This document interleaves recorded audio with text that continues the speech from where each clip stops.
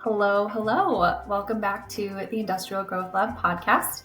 My name's Colby. I am your host. I'm really excited for today's episode. We're talking about the new era of attribution and how industrial companies can prove ROI. I think proving ROI, specifically in a marketing sense, is really important and a top priority, especially if you are an industrial marketer.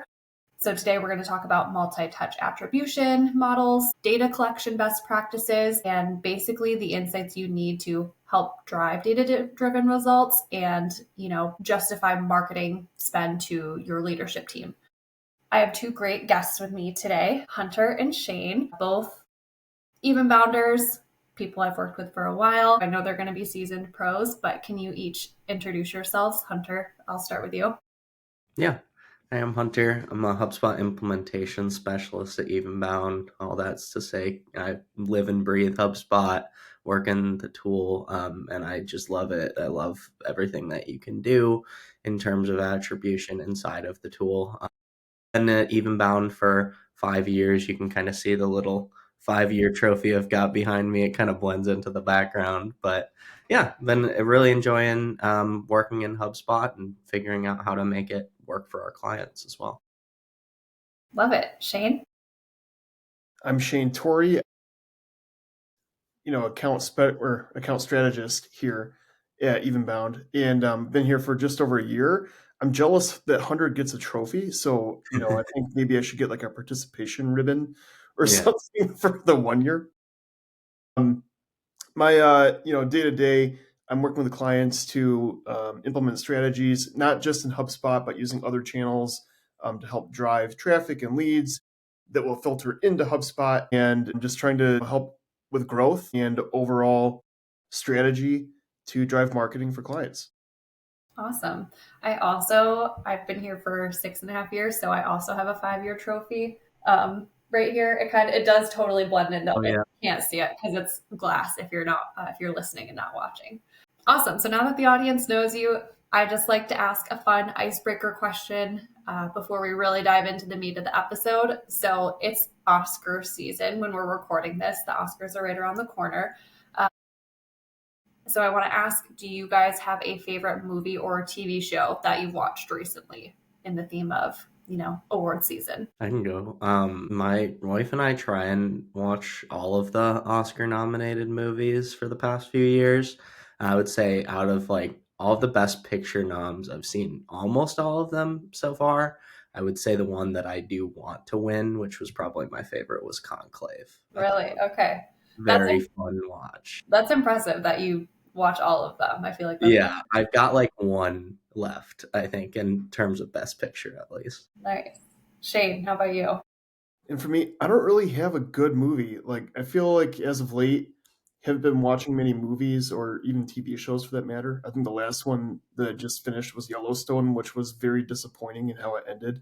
I figured that Hunter would have at least like 5 or 6 different movies coming in this bit.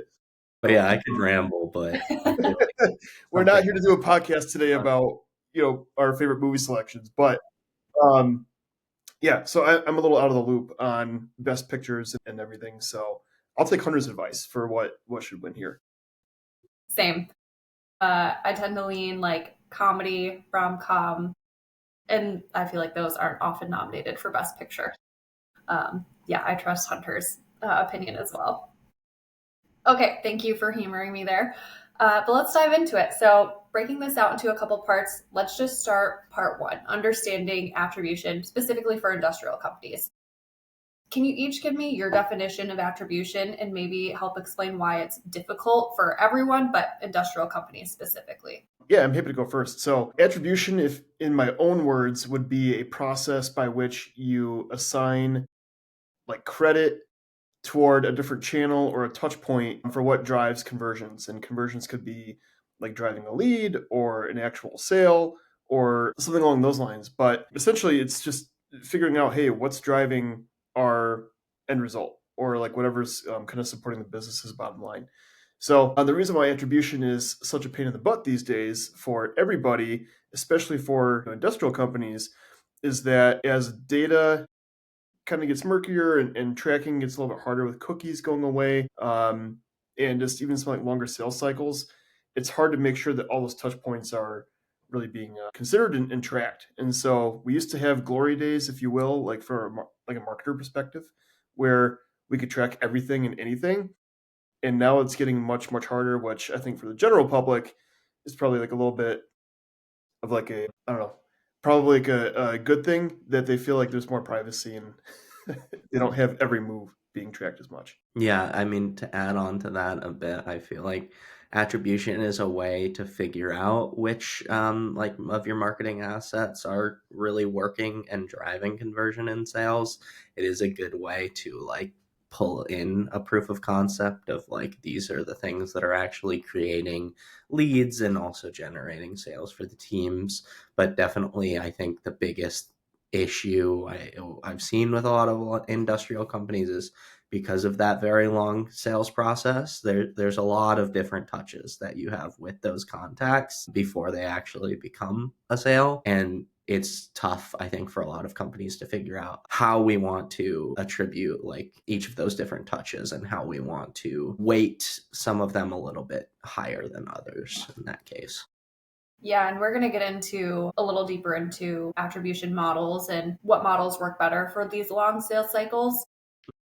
But before we get there, are there any misconceptions about attribution that you think are important to call out? Whether it's like what attribution is capable of or what attribution isn't capable of? I'd say like the biggest misconception that I've seen is that like a sale can be attributed to one channel. I feel like a lot of people are like, okay, this sale specifically came in from paid, or like this sale specifically came in from like our organic efforts. And that is definitely not the case anymore, especially when you're working with those more complex sales cycles. Like I was mentioning, like there's so many different things that can influence a buyer and a lot of things that maybe you wouldn't even know as well. Like maybe they just saw something that reminded you of their company. So like attribution is a way to get it as well as we can to figure out what those conversions are and like what assets are driving things. But it's going to be multiple different touches. It's going to be multiple things. And that's where like finding your correct attribution model, I think, really comes into. Yep. I second that, Hunter, that if, you think that especially for, like some of these larger deal sizes for industrial companies, if one touch point from a Google ad led to like $4.5 million in sales or something like in one deal, I think you're a little mistaken there. There's so many other things that happen afterwards, and that just might be like one little stepping stone. You don't even know how much impact, unless you have the right tools in place, that touch point had. There might be a way bigger impact down the road that actually led to that sale. So you don't want to discount one thing, but you also don't want to just say, oh, they came from an ad, invest more money there, because you're missing the whole picture. So what I'm hearing is attribution today isn't a perfect science. Like we are going to miss things in the sales process or in the buyer journey process. I want to talk about different attribution model types. Like what are common attribution types you see in paid? We've talked about that quite a bit in HubSpot. And then of those, what do you think is the best approach and best attribution type for industrial companies? And if there's not a one size fits all answer, that's fine too. I'd love to hear that thought. Big question. So Yeah. I can rattle off a couple that come to like top of mind for me, but I think some of the most common ones you'll hear is first touch attribution, which is literally the first channel or touch point that someone had is what gets credit for that conversion. Then there's last touch, where that very last touch point right before the conversion is the one that would get credit. And then you get a couple of different ones where there's like linear, where every touch point gets equal credit. You could have time decay, where your most recent conversion is the one that gets, I'll say if you had like 4 touch points, like gets like most credit, maybe like 80 or 90%. And then that first touch point would get a smaller chunk, maybe like 5 or 10%. Everything in the middle kind of gradually goes from there. And then one of like the later, I guess like more recent attribution models is data driven. And that one is using AI. I know that all day in like Google Analytics and Google Ads, they use data driven. And you just need to have a lot of data for it to really work the best. Right. And so what they use is AI to figure out, hey, did this ad click have more of an impact? or did this ad click have more of an impact? So those are some of the more common ones. I know that they're also like, there's like a W shape as well, where you could theoretically say first touch point, and then the one that drove a lead gets the credit, and then the one that drove the actual sale gets another credit too. So there are a lot of different models, and you just really have to pay attention to which one makes the most sense for your business. If you ask me, I would say linear, I think, is probably one of like the more appropriate ones, or time decay, because then you're kind of considering everything in the funnel and not just one or the other. What are your thoughts, Hunter? Yeah, I mean, I feel like they're kind of coming up with an attribution model for every letter of the alphabet because, like, there's also like U-shaped and J-shaped, where I mean, it makes sense with how they're titled. I think with like first touch and last touch, those really work great for like B2C companies where it's like this is like the thing that obviously drove the sale, and you can attribute multiple different attributions to like multiple different sales. But I definitely agree with you, Shane, on like a linear time decay model, like when that sales process is longer, because we definitely don't want to discount those like later assets that are driving conversions and interactions and sessions and things like that. I personally would like lean a little bit more towards time decay. I think it's helpful because it does like gradually give a little bit less like sources and amounts as the sale goes on. And I think that's helpful because I think that first touch is very important. And I think when you're moving a little bit further and you're working with a potential customer that is communicating with someone on your team already but hasn't potentially sold, like you still want to indicate that they've converted again on your site, but you might want to give it a little bit less share in the attribution as well.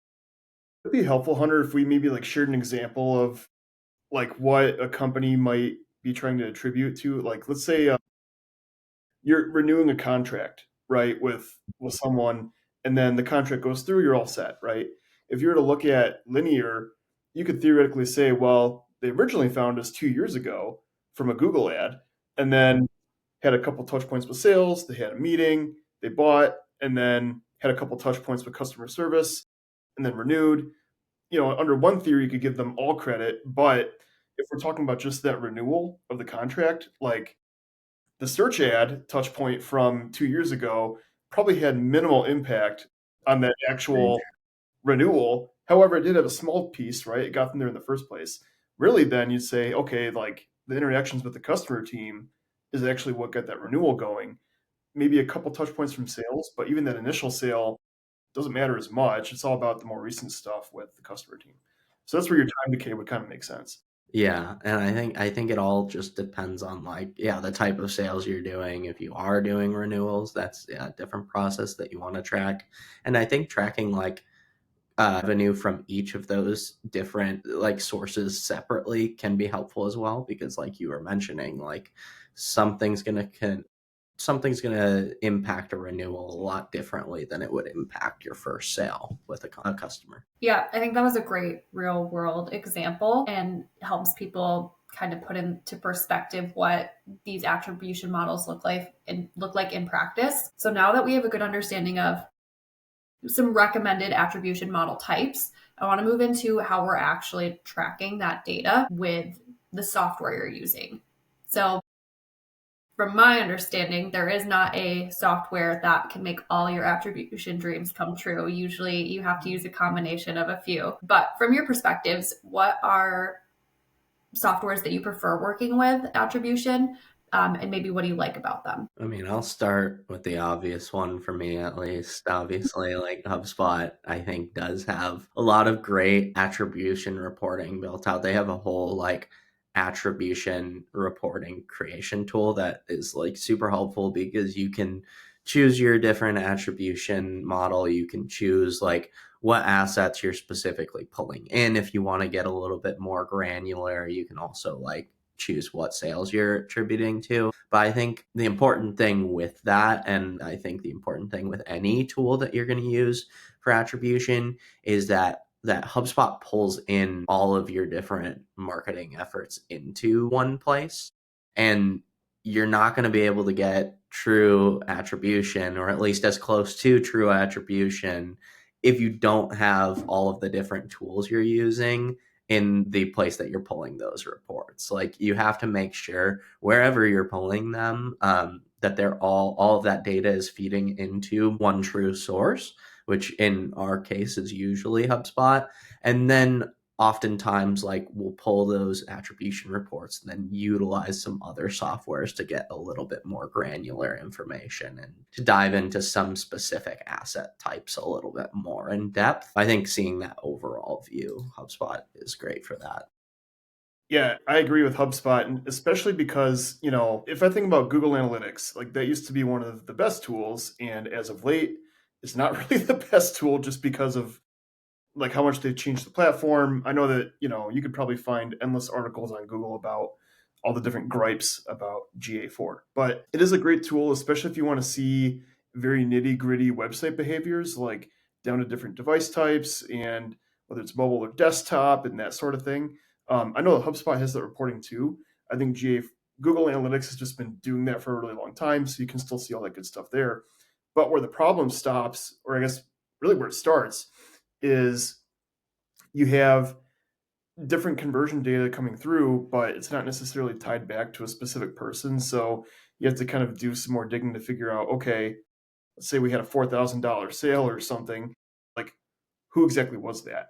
You don't necessarily really know that unless you do a lot more in-depth tracking stuff.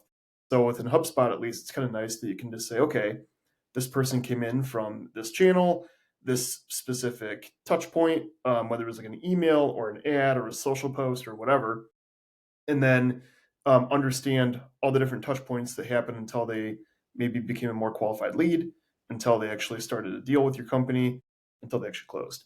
And it's nice that it's all tied right back to a specific person and to a company, and you don't have to kind of guess, hey, we see all these conversions coming in. Hopefully they're correct, first of all, because I know the data can misfire and then kind of ruin your GA4 data. At least in HubSpot, hey, this person came from here. It's very cut and dry, easy to understand.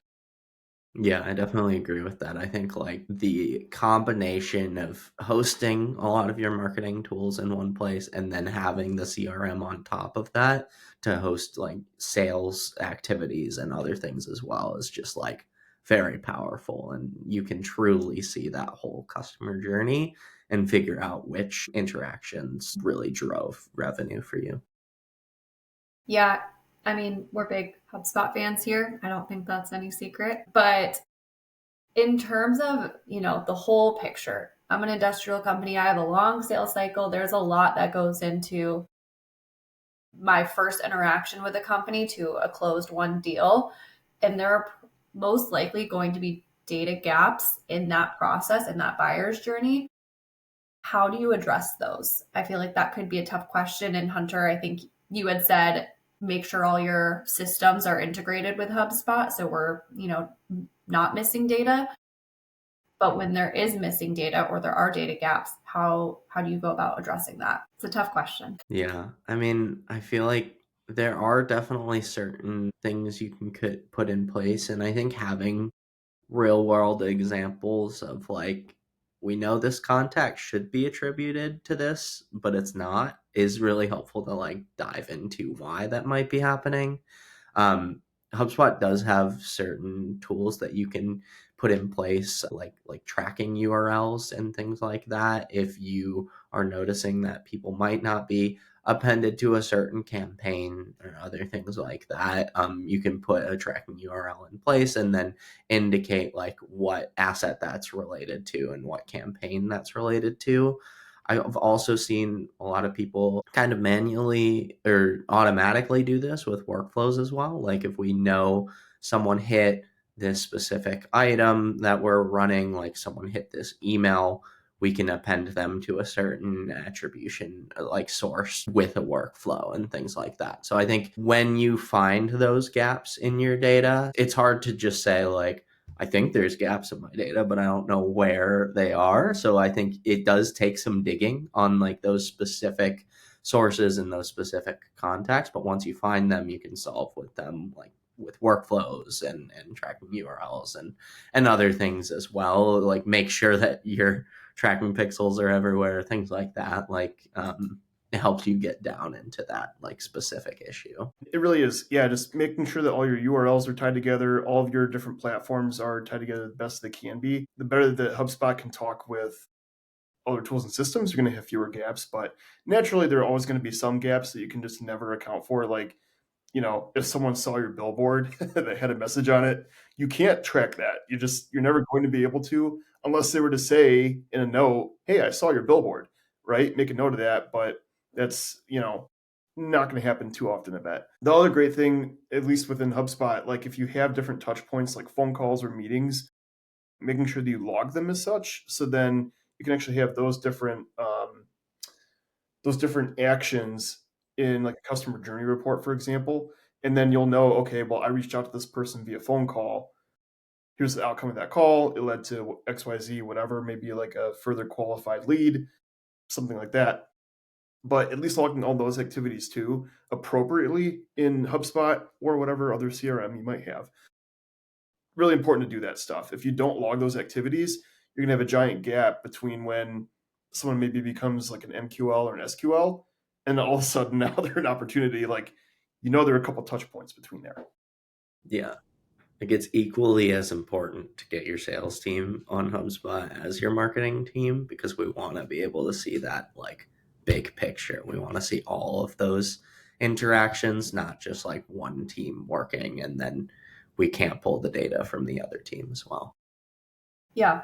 And Shane, going back to what you said about like if someone saw the billboard, you're probably not going to know that unless they tell you. Something we've done for Evenbound that I think is helpful is we require self-attribution as a form field. So we say, how did you hear about us? It's just a blank space. You can tell me whatever you want, which I think there's actually some research supporting that encourages, a more honest answer than a drop down of like, oh, I heard about you from XYZ. And then again, specific to Evenbound and what we do, we have a workflow set up in the back end that pulls out strings of like words like HubSpot, internet, Instagram, LinkedIn, and categorizes them into a report in HubSpot, which makes it really easy to see how people self-attribute. And it's not perfect, but it is helpful. And again, I think it provides a little bit more color to their experience than just giving them a pre-selected drop down. So yeah, I liked that point because it's something I've definitely spent time thinking about. But do you recommend standing up a single source of truth, or do you think it's okay for people to rely on multiple sources of truth? It's really smart to have a single source of truth where ultimately you say, hey, here's one system we can rely on the most, or that's what we're going to do our typical reporting on. However, I think it is smart to have a couple of different sources that you can rely on, because if you have dirty data in one, there might be another one that tells a different story, and at least you can kind of recognize, okay, we might have a problem here. We need to troubleshoot and figure out, like, is our source of truth accurate or inaccurate, or is this other source accurate or inaccurate?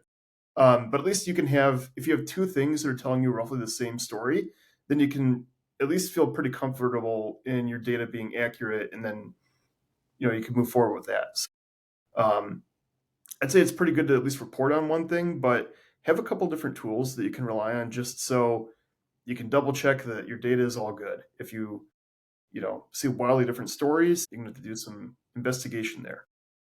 Yeah, and I agree with Shane as well. Like the one additional thing that I would add here is like having that single source of truth to pull that like overall customer journey attribution, but then having additional sources that kind of dive into those gaps that you're missing would be helpful. Like we have a lot of tools that we'll use for clients that are like specific for paid ads or specific for some of those other channels that you'll run, and they can just kind of add color to the data that you already have in your single source of truth. So I think utilizing one tool for that general customer attribution, but then having some on top of that to like add some additional insights and information is super helpful. I like that. I think that's a good way to think about having a single source of truth with some backup data.